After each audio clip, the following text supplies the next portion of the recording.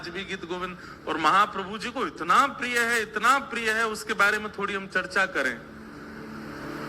प्रचुर भयो तिहु लोक गीत गोविंद उजागर। गीत गोविंद की महिमा केवल पृथ्वी पर नहीं है। एक बार की बात है कि एक राजा थे। उन राजा के यहाँ पर देवता भी आते थे, गंधर्व भी आते थे, पाताल लोक के नाग नागिन भी आते थे। तो एक बार उन राजा के उस सभा में, सब लोग इधर देखो, बहुत ध्यान से सुनो, देवी देवता गंधर्वजन और पाताल लोक के, रसातल लोक के, यम लोक के सब जीव भी वहां आए हुए थे, सब देवी देवता आए हुए थे। तो राजा ने सबकी अगवानी में सबको विराजमान करके किन्हीं गायकों को बुलाया और उन गायकों ने आकर के गीत गोविंद गाया, जयदेव महाप्रभु के द्वारा रचित। तो गीत गोविंद सुनकर के राजा ने उन सबसे कहा कि आपको ये संगीत कैसा लगा? तो स्वर्गलोक के देवी देवता और रसातल लोक के यमदूत आदि ये सब क्या बोले? बोले ये तो हम रोज सुनते हैं। क्यों? बोले हमारे लोकों में भी इसका पाठ होता है। तब से ये बात प्रचलित हुई कि भैया गीत गोविंद केवल पृथ्वी पर प्रचलित नहीं है, इसको तीनों लोकों में सुना जाता है, सब सुनते हैं। अगर व्यक्ति को गीत गोविंद याद हो, और भगवान ना करे ऐसा कभी हो नहीं सकता कि गीत गोविंद याद हो और उसको यमदूत पकड़ने आ जाएं। यमदूत कब आते हैं? मृत्यु काल में आते हैं। वैसे तो गीत गोविंद याद करने वाले को यम यातना नहीं भोगनी पड़ेगी, लेकिन बाई चांस फिर भी जीवन के अपने व्यवहार स्वभाव नहीं बदले, लेकिन गीत गोविंद याद कर लिया और अंतिम काल में उसके व्यवहार स्वभाव के कारण कहीं अगर यमदूत आ गए और उसने केवल अगर इतना ही गा दिया ना, श्रुत कमला कुछ मंडल धृत कुंडल ए, तो यमदूत वहीं हाथ जोड़ करके खड़े हो जाएंगे, हाथ जोड़ कहेंगे भैया तुम यमलोक के अधिकारी नहीं हो, चलो हम तुम्हें सीधे महाप्रभु जगन्नाथ जी के पास ले चलते हैं। और यमदूत तो क्या ले जाएंगे, यमदूत वहां से अंतर ध्यान होंगे, विष्णु दूत आएंगे और लेकर के जाएंगे। गीत गोविंद का ऐसा भाव।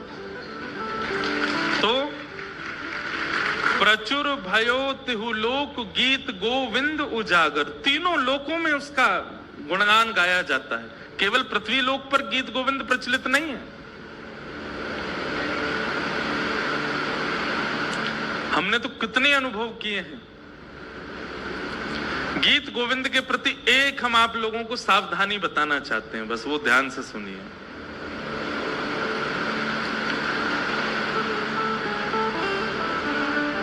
वैसे तो ये सावधानी रखने वाली बात भी है, लेकिन कई लोग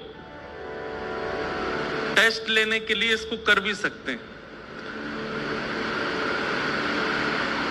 कि प्रयास करें कि गीत गोविंद जब गाया जाए और गीत गोविंद का जब पाठ किया जाए तो उस समय स्थान, मौसम और लोगों को देख लिया जाए। अगर स्थान उचित नहीं है, ये विचार कर लेना चाहिए कि महाप्रभु अगर जगन्नाथ जी यहाँ आए तो उनके योग्य व्यवस्था है कि नहीं। मौसम, कड़कती धूप पड़ रही है, भयंकर गर्मी, पसीना निकल रहे हैं महाराज, उस समय गीत गोविंद मत गाइए। और सामने बैठे हुए लोग अगर वो अधिकारी नहीं है, वो दूषित खाते हैं, दूषित पीते हैं, या किसी ऐसी सभा में है जहां विवाह का फंक्शन हो रहा है, किसी के ब्याह का क्रम चल रहा है, किसी का कुछ ऐसा चल रहा है जहां लोग खा भी रहे हैं, डोल रहे हैं, ऐसी जगह गीत गोविंद नहीं गाना।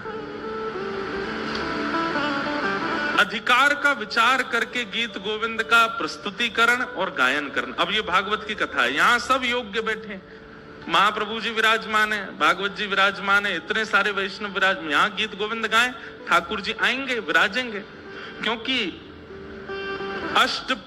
अष्टपदी अभ्यास करे तही बुद्धि बढ़ावे, और श्री राधा रमण प्रसन्न सुनन निश्चित तह आवे।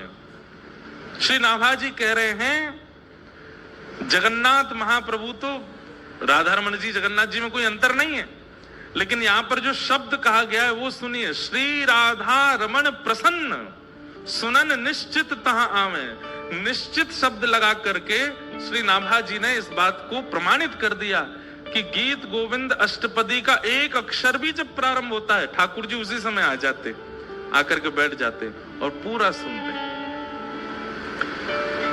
तो इसमें विचार ये रखना चाहिए कि अष्टपदी कहीं भी ना गाई जाए, कभी भी इसका वाचन ना किया जाए। कई बार ऐसा होता है कि हम लोग सफर कर रहे हैं, गाड़ी में बैठे हैं, गाड़ी में बैठे बैठे आपको, कई लोगों को आदत होती है कीर्तन सुनने की, भजन सुनने की। अब उस समय अगर आपने ट्रैप रिकॉर्ड में गीत गोविंद चला दिया और गाड़ी पूरी पैक बैठी है, ठाकुर जी कहां बैठेंगे बेचारे आके? ठाकुर जी कहेंगे भैया ऊपर इसके कैरियल भी नहीं है, कहां लटक जाएं हम। अच्छा, ये निश्चित है कि ठाकुर जी आएंगे,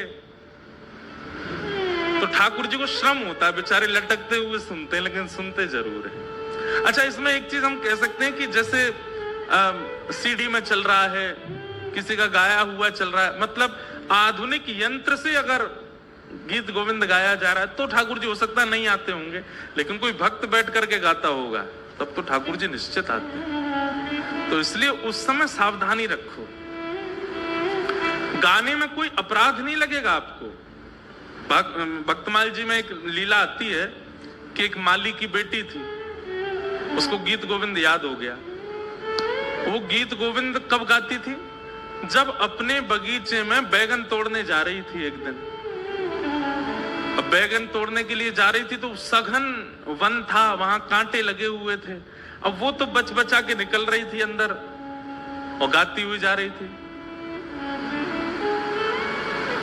महाप्रभु जगन्नाथ जी व्याकुल हो गए, कोई गीत गोविंद गा रहा है, और तुरंत दौड़े ठाकुर जी। और ठाकुर जी इतने रसिक हैं गीत गोविंद के कि ऐसे नहीं कि दूर बैठ के सुन लिया, कोई गा रहा है तो वहीं से नहीं, सामने बैठ के सुनते हैं, श्रोता का पूरा निभाते हैं नियम। अब वो तो सघन वन में कुंजों में घुसती जा रही थी। महाप्रभु जगन्नाथ जी सोचे कहां से आ रही आवाज, इनमें ये कांटों के वृक्ष लगे हैं, बेल छाई है, इसमें भीतर घुसी हुई है, वहां से बैगन तोड़ती हुई गा रही है।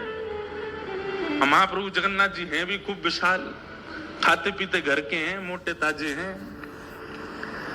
और जैसे ये घुसे भीतर, सोचो कभी कभी इमेजिन करो इनके स्वरूप को, ये कैसे घुसे होंगे भीतर। जैसे ही भीतर पहुंचे कहीं कहीं से तो वस्त्र फट गए इनके, कहीं पर कांटे लग भी गए, लेकिन मधुर मुस्कान ठाकुर जी सुन रहे हैं। कभी कभी लगता है कि महाप्रभु जगन्नाथ जी 24 घंटे प्रसन्न मुद्रा में ही रहते हैं। क्यों? क्योंकि 24 घंटे कहीं ना कहीं गीत गोविंद चलता ही रहता है, इसलिए ठाकुर जी प्रसन्न रहते हैं, इतना प्रिय है ठाकुर जी को। तो महाप्रभु जी उसका गीत गोविंद सुन रहे थे, बड़े भाव से गा रहे थे। जैसे गीत गोविंद विश्राम हुआ, महाप्रभु जी दौड़े मंदिर के लिए, मंदिर में जाकर के विराजमान हुए।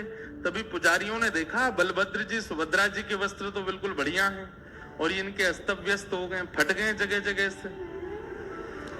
पूछा, हे महाप्रभु जी, क्या आपके वस्त्र कैसे फट गए? तो महाप्रभु जी ने भाव बताया कि मुझे गीत गोविंद बहुत प्रिय है, और कोई व्यक्ति कभी कहीं गाता है तो मुझे, मेरा मन होता है कि मैं वहां पहुंच जाऊं। तो अभी कहां गए थे? तो बताया, बोले एक माली की बेटी है, बैगन तोड़ के गाती है, मैं घुस गया भीतर, फट गए मेरे वस्त्र। उसी दिन वहां के गजपति राजा ने ये नियम बना दिया, पूरे जगन्नाथपुरी को इकट्ठा करके सबसे हाथ जोड़ के निवेदन किया कि जिनको भी अष्टपदी गीत गोविंद याद है, आपसे प्रार्थना है आसन लगा करके उस पर स्वयं बैठिए और एक सन्मुख आसन पर रख करके तब गीत गोविंद गाइए, क्योंकि महाप्रभु जी आते हैं। आप चलते फिरते उठते बैठते कहीं कुछ करते हुए गाएंगे तो उसमें कोई दिक्कत नहीं है, लेकिन महाप्रभु जी को श्रम ना हो। और श्रम दो प्रकार के होते हैं। एक श्रम तो ये होता है कि ठाकुर जी के अनुकूल व्यवस्था नहीं है और ठाकुर जी को गीत गोविंद सुनने का चाव है, वो आएंगे, उनको कष्ट होगा। और दूसरा भाव ये है, मान लीजिए श्री मंदिर में कोई विशेष पूजा चल रही है ठाकुर जी की, और उसी समय आप गीत गोविंद गाने लग गए।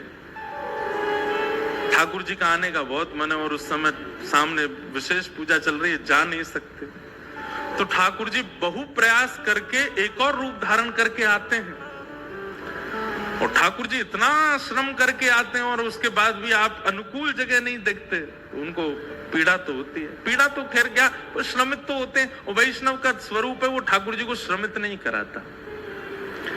इसलिए गीत गोविंद का कभी भी पाठ कीजिए तो इस बात का ध्यान रखिए कि अनुकूल व्यवस्था है कि नहीं।